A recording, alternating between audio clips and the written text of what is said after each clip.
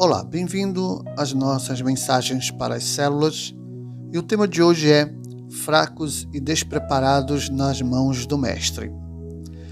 O evangelho que nós iremos meditar está lá em Mateus capítulo 11, versos 25, que diz: Naquele tempo falou Jesus dizendo: Graças te dou, ó Pai, Senhor do céu e da terra, porque ocultaste essas coisas aos sábios e entendidos e as revelastes aos pequeninos.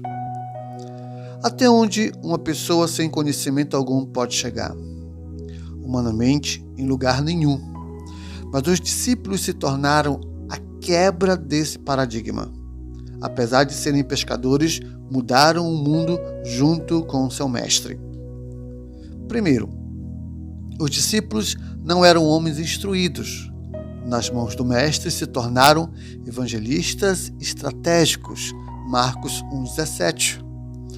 Os discípulos nunca foram a uma escola formal de teologia, mas a convivência deles com o mestre mudou suas vidas em pescadores de homens. Às vezes, pensamos que não podemos ser evangelistas por causa de nossa cultura, mas a convivência com o mestre dá a unção necessária para tocar na alma das pessoas. Segundo, os discípulos não eram homens bilíngues. Nas mãos do mestre sabiam falar várias línguas. Atos 2, 6, 10. Se na época dos discípulos era difícil estudar o ensino formal, quanto mais estudar uma outra língua. Mas o Espírito Santo tem o poder de nos capacitar a falar línguas de outras nações. Nada é impossível para o Espírito Santo. Tudo é uma questão de fé.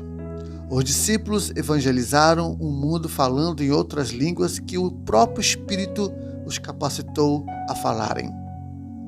Terceiro, os discípulos não eram homens influentes. Nas mãos do Mestre se tornaram homens que influenciaram as nações. Atos 4:33. Qual o tamanho da influência de um pescador no mundo? Quase nada. Mas os discípulos nas mãos do Mestre se tornaram homens que tocaram e até hoje tocam em vidas por todo o mundo. Não existem depois de Jesus homens tão influentes como os discípulos. Não importa quem você seja, com Jesus o mais tímido homem pode tocar milhares de vidas. Com Jesus o homem, até sem palavras, pode influenciar com seu testemunho. Quarto, os discípulos não eram homens escritores, mas nas mãos do Mestre eles escreveram cartas que se tornaram livros inspiradores. Colossenses 4,16.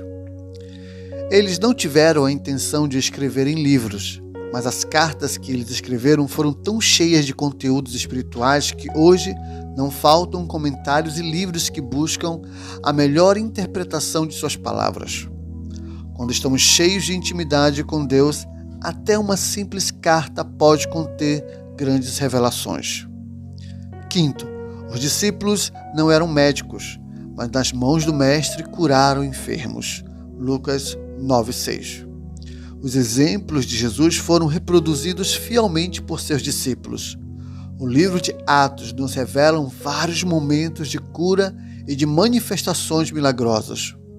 Nós podemos também ser instrumentos de cura, mas isso vai depender de nosso relacionamento com Jesus.